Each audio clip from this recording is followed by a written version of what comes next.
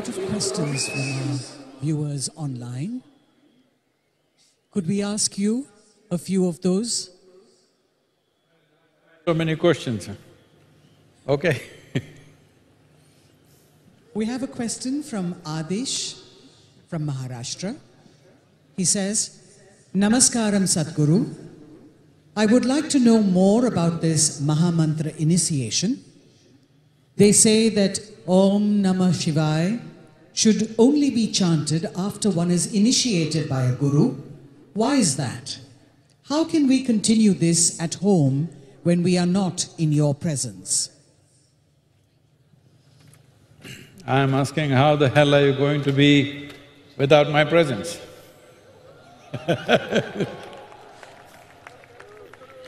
Well, hey, I'm answering a question. Well, the simple way is, it is online that you can get the correct pronunciation of how it should be done, how it should be spaced. And when you do this, at least the first 21 days, light a lamp or keep a picture and please shower and sit down, because the physical body has its grime. It's very important that when you do or when you touch certain aspects of life, body is in a certain state. So, a shower, at least first 21 days, a lamp or a picture, then start the chant, guided. The audio recordings are there, guided, you do it. You just keep this up, 20 minutes, 21 minutes, every day, morning, evening if possible, at least morning. It'll do wonders to you. These are 5 syllables which have immense impact on the 5 elements of who you are. Please make use of it. Oh. Sadhguru, I'm Jabir from Lagos, Nigeria. I'm 29 years old. Oh, just like me, huh?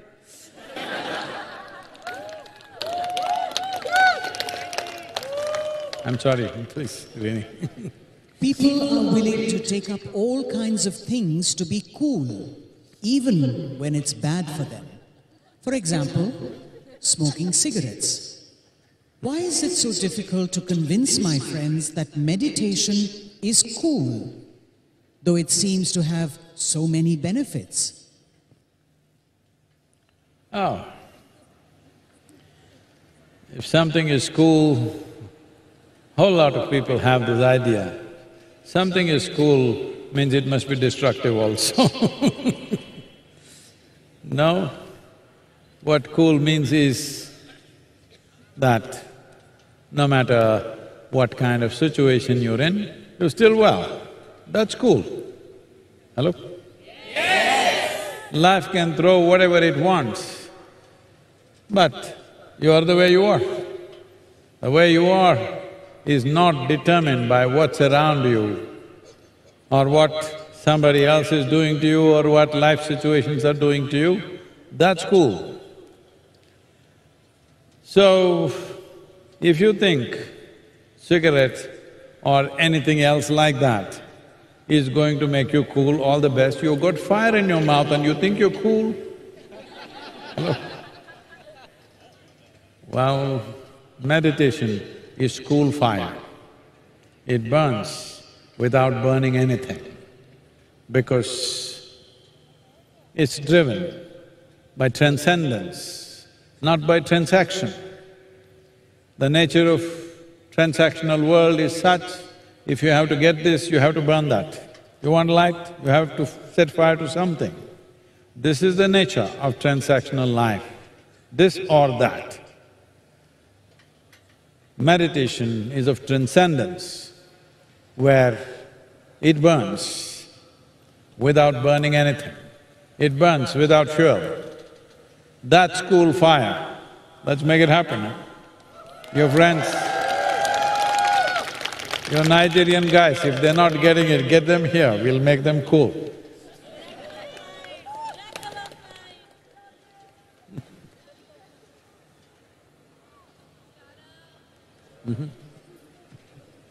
Elena from United States asks, Namaskaram Sadhguru, my sister speaks about a deep connection with life through writing poetry, while I connect through yoga practice.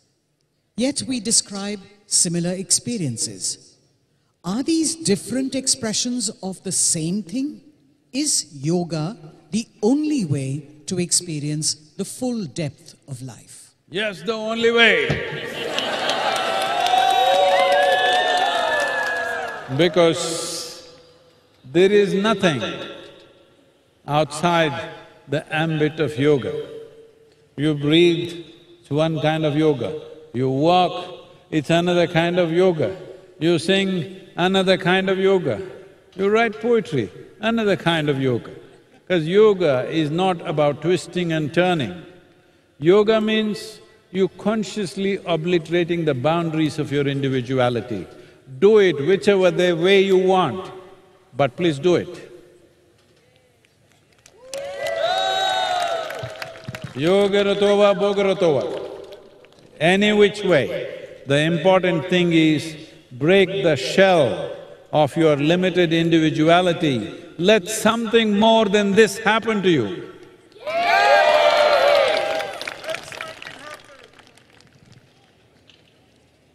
Vaishak from Kerala asks, Sadhguru, there is a lot of political debate about the caste census right now. What is the significance of the caste census today? Well, I see many of you which are not of Indian origin faces, so let me explain a little bit. What caste means is, there was a time when there were no technical colleges or any kind of training institutes. The only place where you trained for skills of life was your family and among your own clan. So, if your father was a blacksmith, you trained to become a blacksmith. And you marry a girl from blacksmith's family because there is an ecosystem that you want. You don't want somebody who doesn't fit into that kind of work. So it was a work description that over a period of time became a traditional process of transferring skills and knowledge. Different people took to different things. But somewhere along the way, the goldsmith started thinking he is superior to the blacksmith. Though you can live without a goldsmith, I'm sorry ladies, we can live without a goldsmith, but you can't live without a blacksmith. But goldsmith thinks he's superior to the blacksmith. So this is a human problem. In every society, some idiot thinks he's better than the other by birth. If you're better by what you're doing, great. But you're better by birth means you're heading for ruin. Unfortunately, this happened that over a period of time, what was essentially a distribution of work and a way of transferring skills from generation to generation became discriminatory, took some horrible forms. Even today, in rural India, still it persists. But on another level, it is a social security system. I must tell you this. My grandfather opened up a big chowdhury, I think his father also had done it. He expanded it further, and in this place, I was very young, if I remember right, somewhere around 200 to 300 students would stay there. These are all children from remote villages where there are no schools. They come here, free stay, free food, free education, but they must study. There is a warden with a stick, they must study. Everything free. Only for his clan, only for his caste. Well, similar things were done by other people for their own castes. So it was a kind of a social security system that this was so in India. If you go to any village and you say, I belong to this caste, those people will feed you. Otherwise, you have no social security. So till we build a proper social security, these things have worked, but the word caste should be a vocabulary of the past, not of the future. In 21st century, we don't need that. But at the same time, it's important that we don't dismantle any structure without creating a better alternative structure. When there is no alternative structure, people will fall through the cracks, ordinary people will suffer because there is no support system. So this is happening in urban centers today. People who are living in the village migrate to the city. There is no caste, there is no clan. Well, if you don't make it, you just go to the very bottom to be exploited in every possible way. This happens in every country. So, these were kind of support systems or social securities which are still working.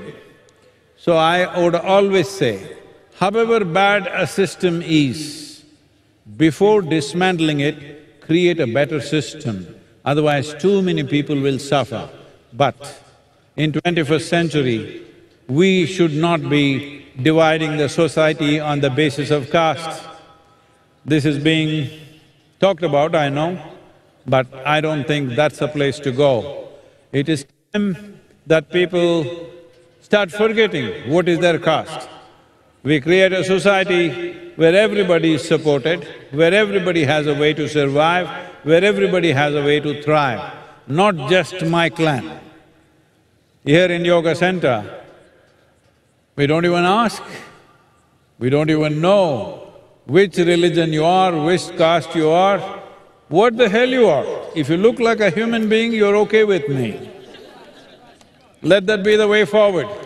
Who your father was should not determine who you are. Who you are should determine who you are. A society where you are measured for your competence, you are measured for your way of being, you are measured for what you can do, not for who your father was. It's time to do that. Sadhguru Karthikeyan from Tamil Nadu asks, in my town, there is a temple that I go to every day. The local priest noticed a crack in the idol and dunked it in the deepest part of the river because it was cracked. They drowned my god and now they are replacing it. It was so close to my heart. How can they do this, Sadhguru? I'm standing next to the miracle of mind. Are you cracked?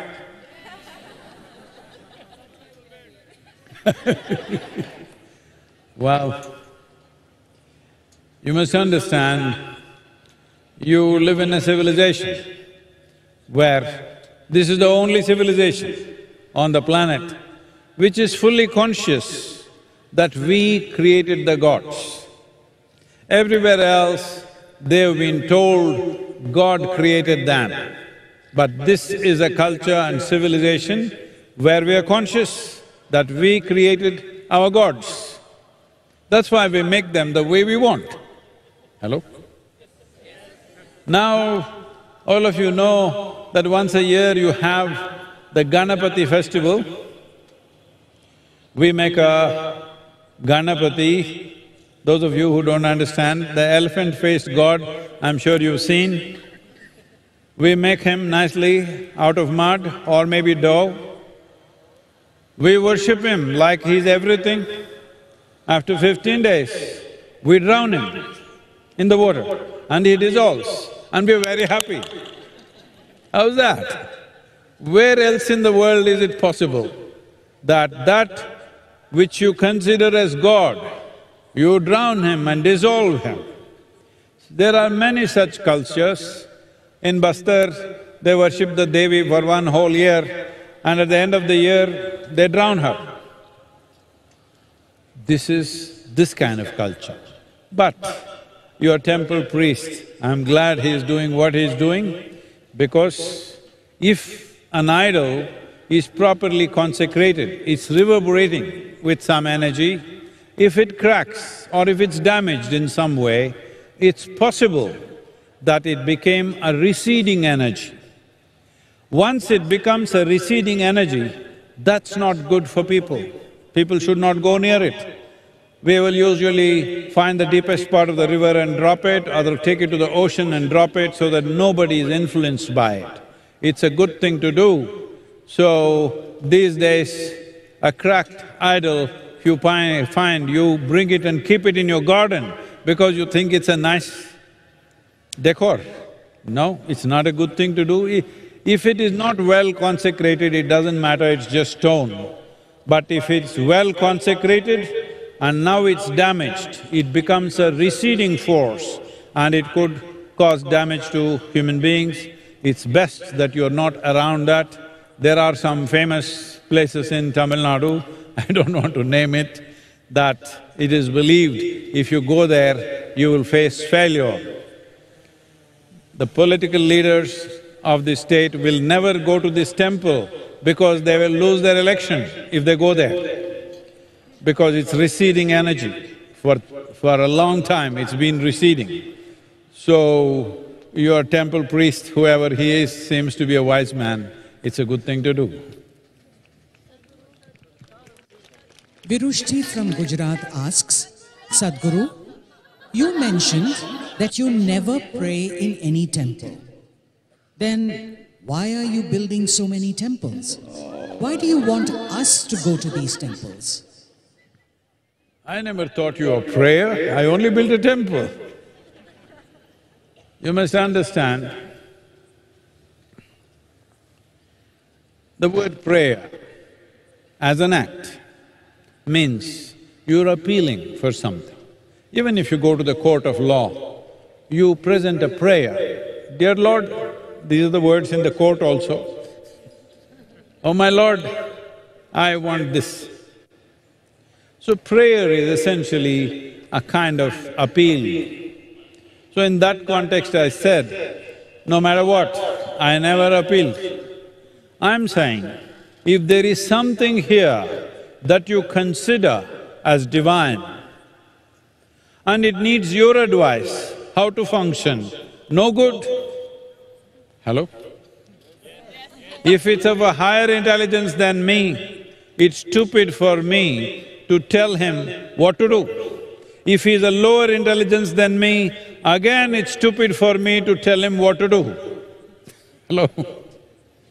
I believe it is of a higher intelligence than me, so I don't say anything as to what he should do or she should do. They can do whatever. It's for me to handle it the way it comes. They wanted to crack my head, they cracked my head and removed half my brain, but I'm doing fine with half a brain, hello?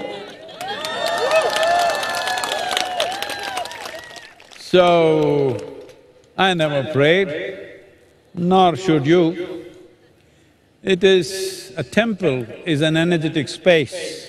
It's for you to just soak it in.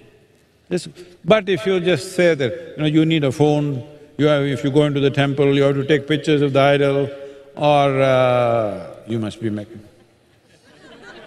all right, that one. Otherwise, something. So you need something. So we'll teach you something, no, I mean a mantra, okay? If you don't know how to be silent, use appropriate sounds to become silent. If you simply know how to be still, no need for anything.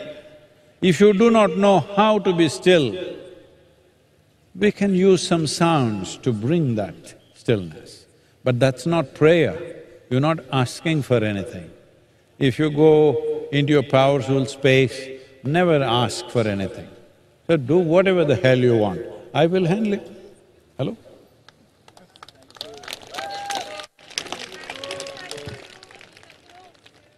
Medhashri from Karnataka asks, Namaskaram Sadhguru, I'm a Shiva Bhakta. I want to see the real Shiva, not just a linga or a statue. What do I have to do for that? Wow. Shiva, how far can I go?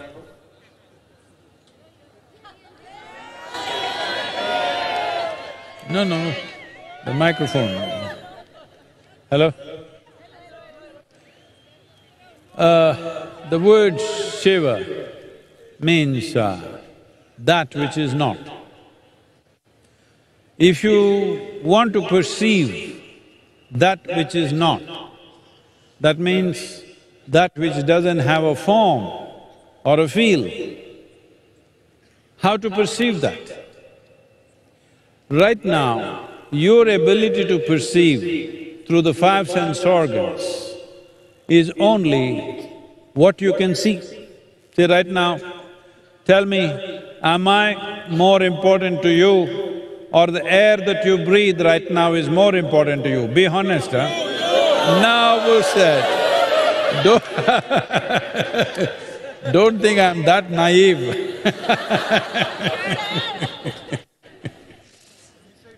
The air that you breathe is vital, but you can't see it. Because you can't see it, you can argue it's not there. But if you hold your nose, then you know, you won't survive. So, anything which is subtle, your sense organs are not able to perceive.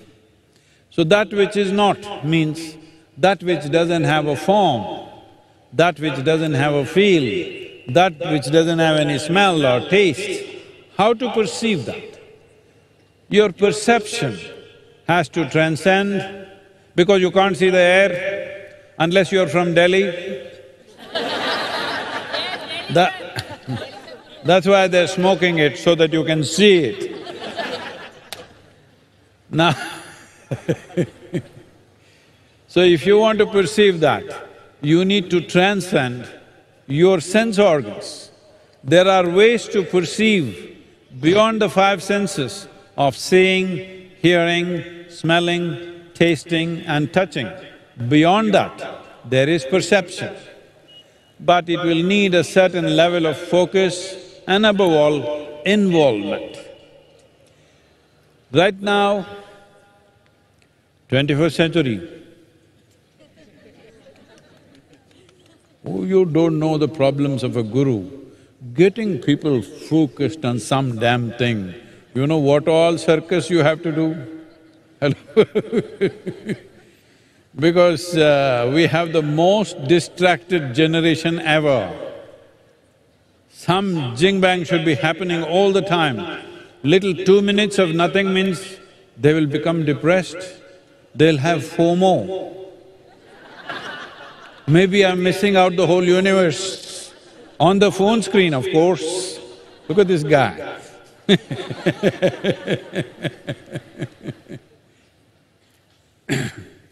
So, because of this looks like a very impossible task. It is not.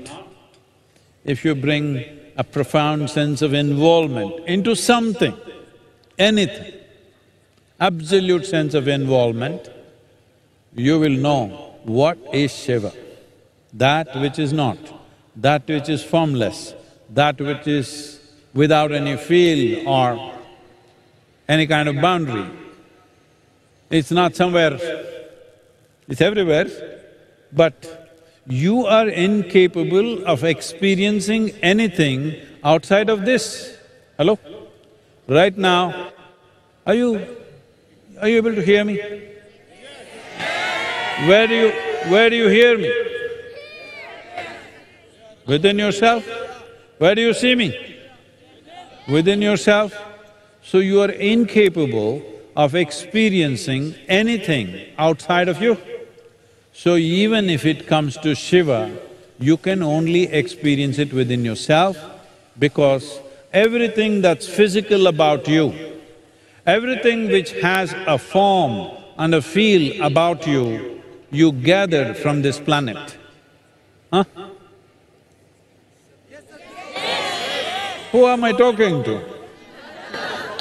Anything that you can touch about you and see, you gathered from outside, isn't it? So what you gather can be yours, it's not you. To gather so much, there must be something more fundamental. So what you have gathered, if you can keep it aside for a minute, this is what meditativeness means. Meditation means this, all that you have gathered, keep it down for a moment, then you are Shiva.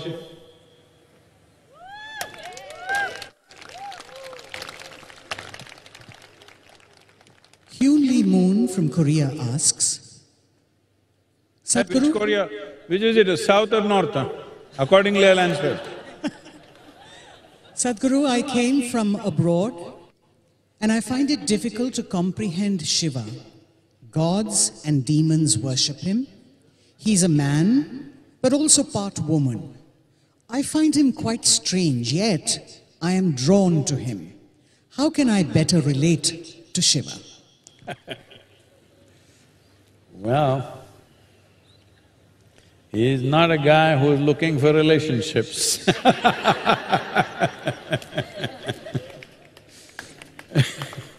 Not a guy who is looking for relationships.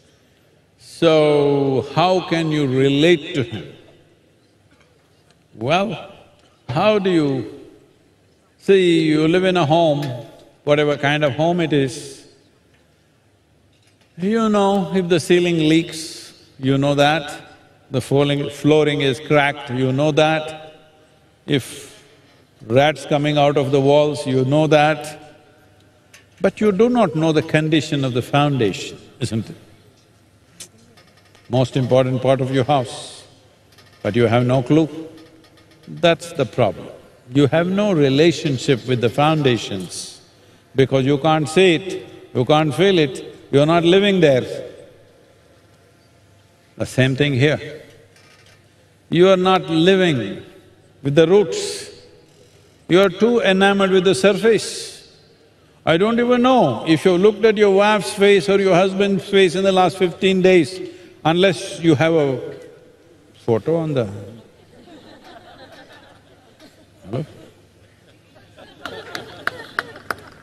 Because she keeps sending it. She keeps sending it.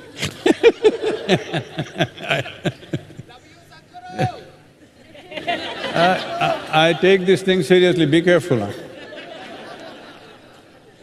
So, how do you relate to Shiva? How do you relate to the roots of who you are? The only way is to turn inward. Turning inward does not mean contemplation. Turning inward does not mean analyzing and synthesizing yourself. Turning inward means going beyond all that you have gathered from outside. Body is gathered from outside, all the content of the mind is gathered from outside. What is left? I want you to look at it. Just do this every day before you go to bed. Everything that belongs to you, I know all of you, many of you are here with your families, but I want you to know, I'll bless you with a long life, but either they will die or you will die one day. Hello? I'll bless you with a full life, but still you will die. Is that okay? Either you will die or the people that you love will die, one of them will die. So anyway, this is going to happen. So at least when you go to sleep, sit on your bed for 2 minutes and consciously in your mind, everything, Your home, your wealth, your qualifications, your positions in the world, your relationships, your body, your mind, everything, keep it aside and just sleep. A few days it looks like you're doing something funny, that doesn't work, just keep doing it. You will see one day you will wake up as something totally phenomenal. A phenomenal being, not a mental mess, a being. Are you human beings or… Are you human beings? Yes. So you must understand, you are the only creature on the planet who is being referred to as a being. This is because you are supposed to know how to be. What a mistake they made, huh? Hello? You're supposed to know how to be. What we do is according to the needs of the world. But how to be? If you knew how to be, do you have any goddamn problem in your life? This is a simple thing you have to do. 2 minutes before you go to bed, keep everything aside, everything that you gathered. House you gathered, wealth you gathered, money you gathered, husband, wife, children you gathered. Oh, is it okay? Yes. Body you gathered, your very mind you gathered, keep everything aside. It's not going to go away, they're not going to leave you so easy, come on. Just keep it aside and sleep. Every day, just do this. One day you will wake up very different. And…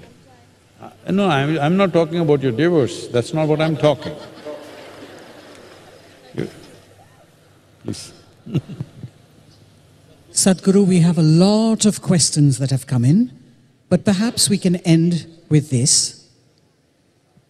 This comes from Sumangini from Odisha, and she asks, Sadhguru, if just 7 minutes of meditation is sufficient, why did Saptarishis and other yogis spend so many years doing intense sadhana?